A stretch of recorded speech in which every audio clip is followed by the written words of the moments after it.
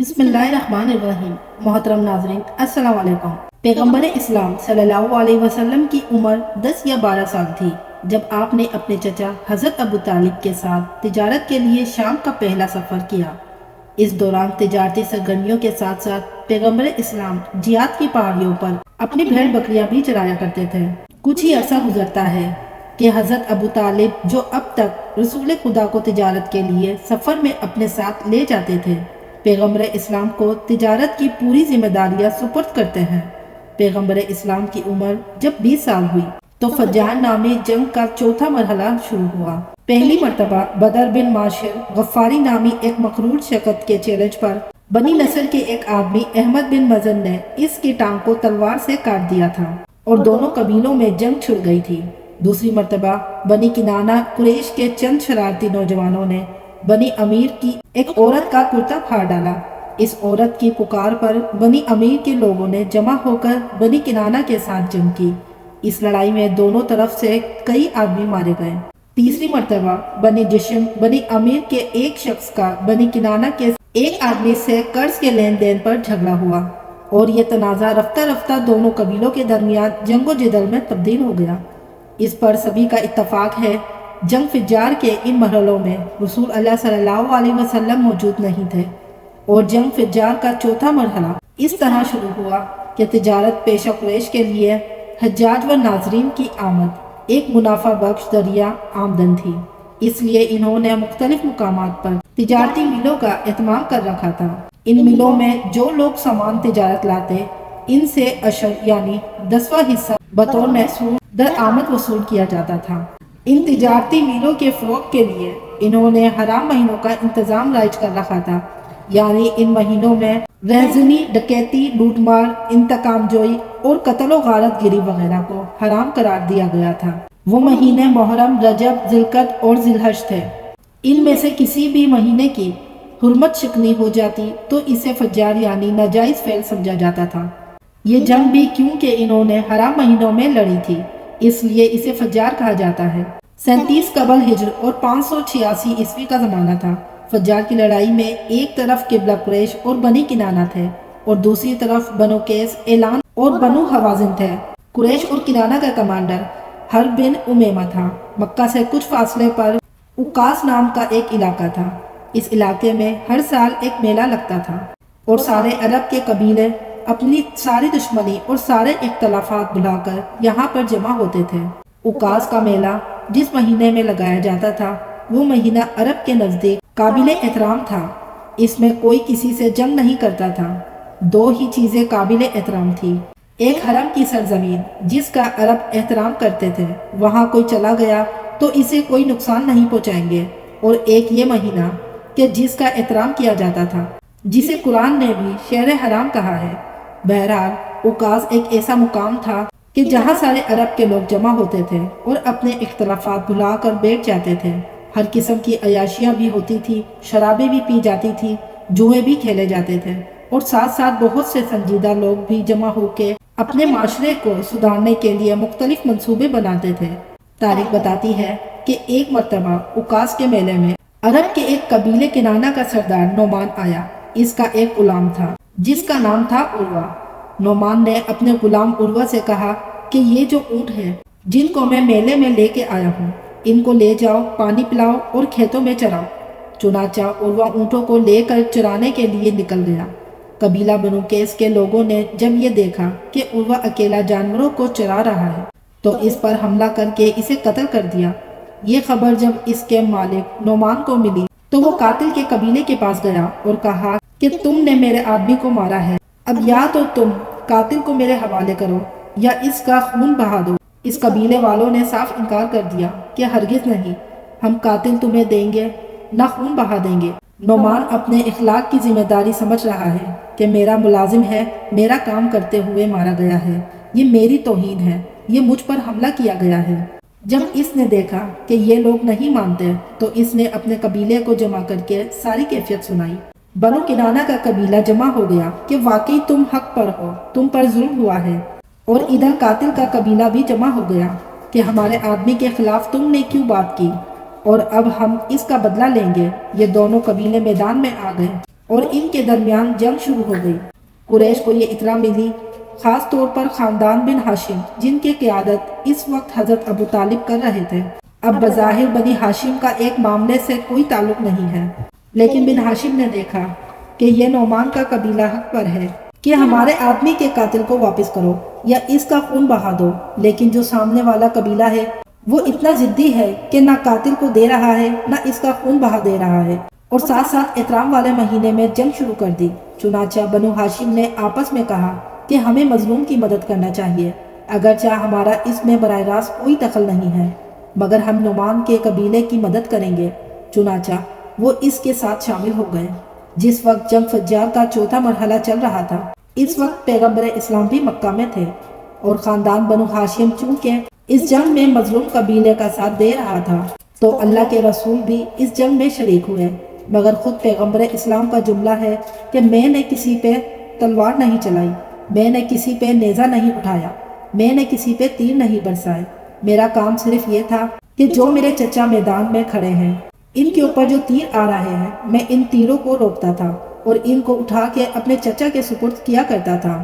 پیغمبر اسلام کی عمر اس وقت 20 سال تھی، جوانی کا آغاز ہے، اور سوچ رہے ہیں کہ معاملات کو سلجھانے کا یہ طریقہ نہیں ہے کہ جس پر ظلم ہو جائے وہ بھی قانون ہاتھ میں لے کے میدان میں نکل آئے۔ تو پیغمبر اسلام مظلوم کی مدد کے لیے جا تو رہے ہیں، مگر اس جنگ میں حصہ نہیں لے رہے ہیں کہ جس کے اندر معلوم نہیں کون بے گناہ مارا جائے، سامنے والے میں سب تو مظلوم نہیں ہے، پتہ نہیں کون بے قصور مارا جائے، فقط اپنے خاندان کا دفاع کر رہے ہیں۔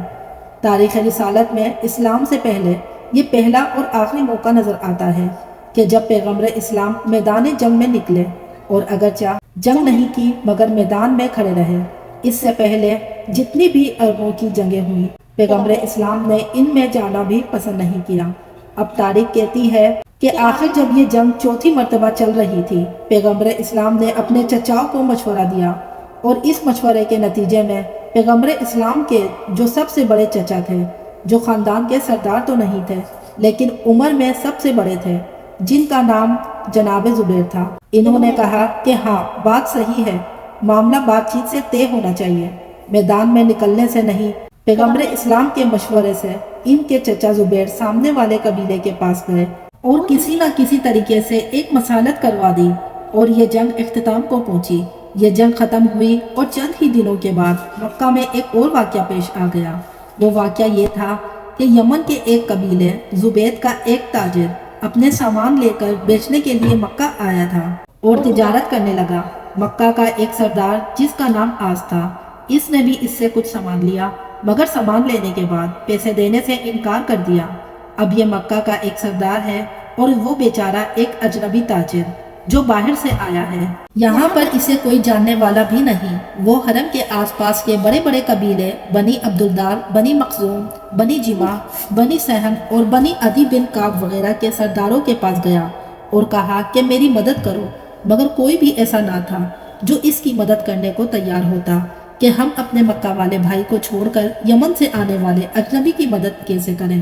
کوئی بھی ایسا نہیں تھا جو مظلوم کا ساتھ دے اور ظلم کے خلاف کم از کم جا کر اس سے بات کرنے کو تیار ہو، یعنی کوئی اس معاملے میں بڑھنے کو بھی تیار نہیں ہو رہا۔ جب اس نے دیکھا کہ بات کرنے کا کوئی فائدہ نہیں ہو رہا تو حرم کے بالکل سامنے ایک پہاڑی ہے جس کا نام ہے کوہ ابو قبیس۔ اس کی خصوصیت یہ تھی کہ جب کوئی آدمی ایسا اعلان کرنا چاہے جو سارے مکہ کو سنانا چاہتا ہو، تو اس وقت چونکہ ریڈیو، ٹیلی ویژن یا اخبارات تو تھے نہیں کہ جس کے ذریعے پیغام آگے پہنچایا جا سکتا ہو، اس وقت ایک ہی طریقہ تھا کہ کوہ ابو قبیس پر کھڑے ہو کر اعلان کیا جاتا تھا تو لوگ دوڑ کر آ جاتے تھے کہ یہ کیا کہہ رہا ہے۔ حتیٰ کہ بعض روایات میں ہے کہ جب رسول خدا نے اعلان رسالت کیا تو اسی پہاڑی پر کھڑے ہو کر مکہ والوں کو بلایا تھا۔ بہرحال اس یمنی تاجر نے پہاڑی پر پکارا کہ مکہ والوں میری مدد کے لیے آؤ۔ جس وقت اس نے پکارا تو لوگ دوڑ کر آئے، مگر وہ سارے آدمی جن کے پاس یہ پہلے جا چکا تھا وہ اس کی شکل دیکھ کے واپس چلے گئے۔ وہ سمجھ گئے کہ اس نے کیوں پکارا ہے۔ خاندان بنو ہاشم کے مکانات حرم سے دور تھے، اس لیے تاجر اب تک اس خاندان کے پاس نہیں گیا تھا۔ نیا آدمی ہے، اس کو پتہ بھی نہیں ہے کہ یہاں کے بڑے بڑے خاندانوں میں کون سا خاندان ہے۔ خاندان بنی ہاشم کے لوگ قریب جا کے کھڑے ہو گئے۔ کیا بات ہے، تم نے کیوں پکارا؟ وہ آواز بلند کہتا ہے کہ میں تمہارے شہر میں مہمان بن کے آیا، تاجر بن کے آیا، دیانتداری سے تجارت کر رہا ہوں اور میرا مال رکھ لیا گیا، لیکن مجھے پیسے نہیں دیے جا رہے ہیں۔ پیغمبر اسلام کے سب سے بڑے چچا جناب زبیر نے جب یہ سنا تو اسے کہا کہ ہمارے درمیان آؤ اور ساری بات بتاؤ، اگر تم حق پر ہو تو ہم تمہاری مدد کریں گے۔ اس نے آ کر بات کی اور ثبوت دیے۔ جناب زبیر جو مکہ کے انتہائی بزرگ افراد میں سے ایک ہیں، چنانچہ مکہ والے احترام کرتے ہیں، 3-4 ساتھیوں کو لیا، آس کے پاس گئے اور زبردستی کر کے اس سے اس تاجر کا حق دلوایا، اور یہ تاجر دعا دیتا ہوا یمن چلا گیا۔ مگر جناب زبیر نے اپنے ساتھیوں سے کہا کہ ہمارے لیے کتنے شرم کی بات ہے کہ مکہ جیسا شہر کے بت پرست بھی مانتے ہیں کہ یہ ہمارے بتوں کا مرکز ہے۔ یہاں پہ ہمارے سامنے ظلم ہو رہا ہے اور ہم کچھ نہیں کر سکتے کہ بیچارے مظلوم کو پہاڑیوں پر آ کے چیخنا پڑتا ہے۔ وہ بھی اس میں تو اتنی ہمت تھی، بہت سے لوگ چپ چاپ ظلم برداشت کر کے چلے جاتے ہوں گے۔ یہ ہمارے لیے کتنا شرم کا مقام ہے، ہم ظالموں میں شمار ہو جائیں گے۔ آؤ اس کا کوئی حل نکالتے ہیں۔ آپس میں بات ہوئی۔ حرم کے نزدیک عبداللہ بن جدام تیمی کا گھر تھا۔ وہ بھی زمانہ جہالیت میں دیندار تھے، یعنی خدا اور رسول کو تو نہیں مانتے تھے کیونکہ اس وقت اسلام کا اعلان نہیں ہوا تھا، لیکن ان میں کچھ اخلاقی خوبیاں تھیں۔ انہوں نے اپنا مکان پیش کیا۔ ان کے گھر میں ایک مجلس ہوئی جس میں شریک بنی ہاشم، بنی مطلب، بنی اسد، عبد العزیز سورہ اور تیم کے افراد نے آب زمزم میں ہاتھ ڈال کر ایک معاہدہ کیا جس کا نام تاریخ اسلام میں ہے حلف الفضول۔ انہوں نے ایک حلف اٹھایا کہ ہم سب آپس میں مل کے ایک انجمن بناتے ہیں۔ اس انجمن کا کام یہ ہوگا کہ ہم ہر ظالم سے مظلوم کا حق لے کے مظلوم تک پہنچائیں گے۔ یہ آپس میں طے کیا، قسم کھائی کہ ایک دوسرے کا ساتھ دیں گے۔ اور اس کے ساتھ ہی مکہ کی پہلی انجمن یا پہلی تنظیم کہ جس نے کام شروع کیا وجود میں آئی۔ پیغمبر اسلام عمر کے لحاظ سے بزرگوں میں شامل نہیں تھے اور اعلان رسالت بھی ابھی نہیں کیا تھا، اس لیے خاندان بنی ہاشم سے ایک آدمی کی طرح آئے، اس معاہدے میں شریک ہوئے اور آپ نے بھی عہد کیا کہ ہاں میں اس کے ساتھ ہوں۔ اس معاہدے کا نام حلف الفضول کیوں پڑا؟ اس کے بارے میں 3 قول ہیں۔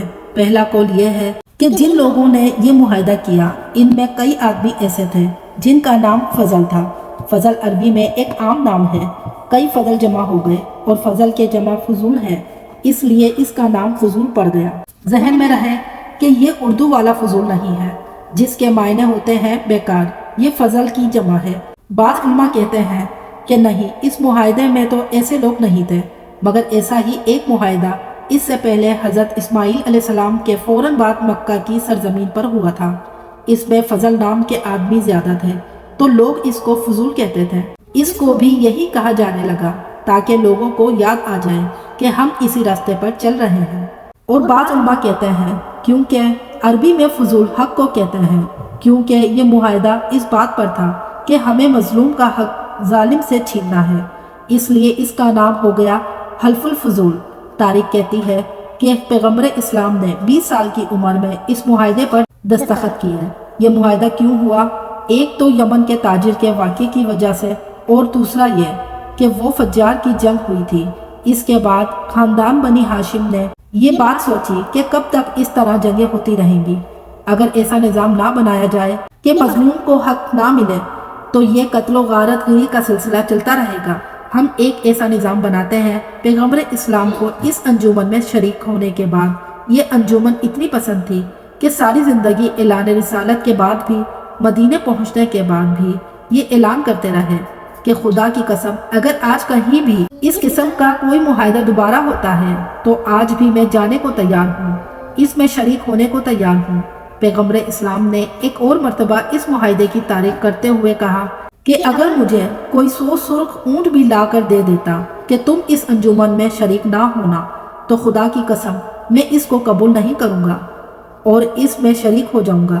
سرخ اونٹ عربی کا ایک محاورہ ہے جس کا مطلب ہے بہت زیادہ قیمتی چیز، کیونکہ سرخ اونٹ ایک بہت قیمتی اونٹ ہے۔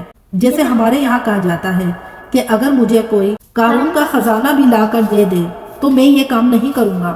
پیغمبر اسلام اس بات پر اتنا زور اس لیے دے رہے ہیں کہ مظلوم کی مدد کرنا اسلام کی بنیادی احکامات میں سے ہے۔